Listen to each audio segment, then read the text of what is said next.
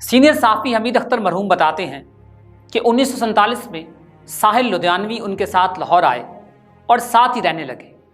1 سال بعد ہی انہوں نے اندازہ لگا لیا کہ یہ ملک مذہبی شدت پسندوں کے قبضے میں چلا جائے گا۔ وہ بار بار انہیں کہتے رہے کہ حمید چلو واپس ہندوستان چلے جاتے ہیں، یہ ملک بہت حد تک فنون لطیفہ روشن خیال لوگوں، ادیبوں، دانشوروں اور فنکاروں کے لیے جہنم بن جائے گا۔ حمید اختر بتاتے ہیں کہ وہ ساحل لدھیانوی کو سمجھانے کی کوشش کرتے رہے، مگر اس کا یقین پختہ تھا۔ 1949 کے اوائل میں وہ چند روز کے لیے کراچی گئے تو ساحل چپکے سے ہندوستان واپس چلے گئے۔ حمید اختر مرحوم کہتے ہیں کہ اس وقت میں رومانیت کا شکار ہوں، لیکن ساحل لدھیانوی کی دیدہ فریب آنکھوں نے وہ کچھ دیکھ لیا، وہ کچھ محسوس کر لیا۔ آج جو کچھ ہو رہا ہے ساحل لدھیانوی کی آنکھوں نے 64 سال پہلے دیکھ لیا تھا۔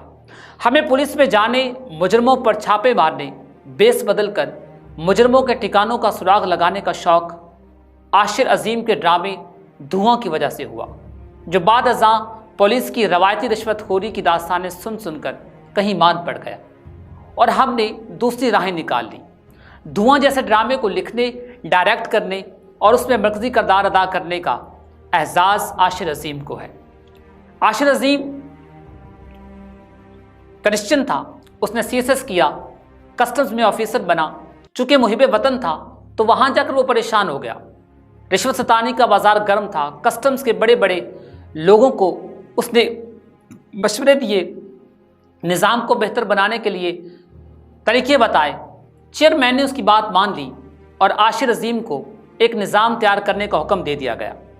اس نے اپنے چند ساتھیوں کے ساتھ مل کر دن رات محنت کی اور ایک ایسا نظام بنانے میں کامیاب ہو گیا جس سے کسٹمز میں رشوت کے کئی راستے بند ہو گئے۔ ساتھ لکھنے کا سلسلہ بھی جاری رہا۔ انہوں نے ڈرامہ لکھا، ناول لکھا، دیگر پروجیکٹس پر بھی کام کیے۔ زیادہ تر تحریروں کا مرکزی خیال حب الوطنی تھا۔ عاشر عظیم کے بنائے گئے کسٹمز کے نئے نظام نے کئی سینئرز کی ناجائز کمائی یا تو بند کر دی یا پھر اس میں کافی حد تک کمی آ گئی۔ وہ عاشر کا دشمن بن گئے۔ نیب کے ذریعے عاشر اور اس کے ساتھیوں کو، جنہوں نے نیا نظام بنانے میں عاشر کا ساتھ دیا تھا، گرفتار کر لیا گیا۔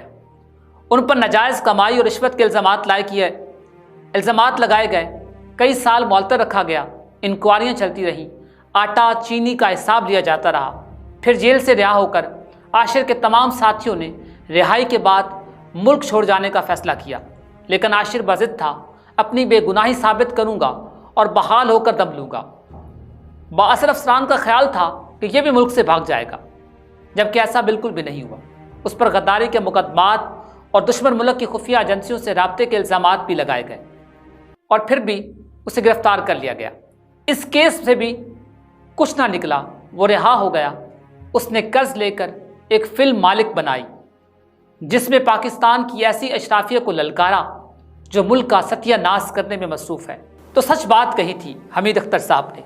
انہوں نے کہا تھا یہ وہ ملک ہے جہاں پر کسی دانشور کی، کسی قابل کی، کسی ذہین شخص کی کوئی اہمیت نہیں ہے، اس کی کوئی قدر نہیں ہے۔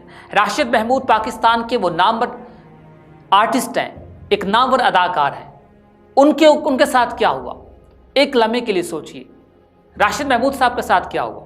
ملک پاکستان کا ایک لیجنڈ ایکٹر، ایک باکمال ایکٹر، جس نے پوری زندگی ڈرامہ انڈسٹری کو دے دی، جس نے پتہ نہیں کتنی رکاوٹیں جھیلی۔ 1-2 سال پہلے کی بات ہے جب راشد محمود صاحب کو PTV میں ایک پروگرام کے لیے بلایا گیا جہاں پر انہوں نے مرثیہ پڑھا۔ انہوں نے اس پروگرام کو ہوسٹ کیا، اس میں مرثیہ پڑھا اور بعد میں ان کو صرف 600 روپے دیے گئے۔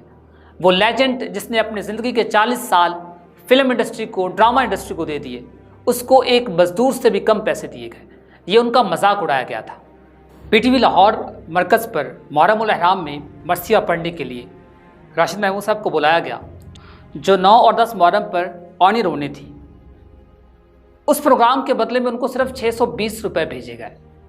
پروڈیوسر اور دیگر 15 لاکھ روپے وہاں پر تنخواہیں لے رہے ہیں، جبکہ دوسری طرف وہ کہتے ہیں کہ مجھ جیسے سینئر اور پرائڈ آف پرفارمنس اداکار کو یہ معاوضہ دیا جا رہا ہے۔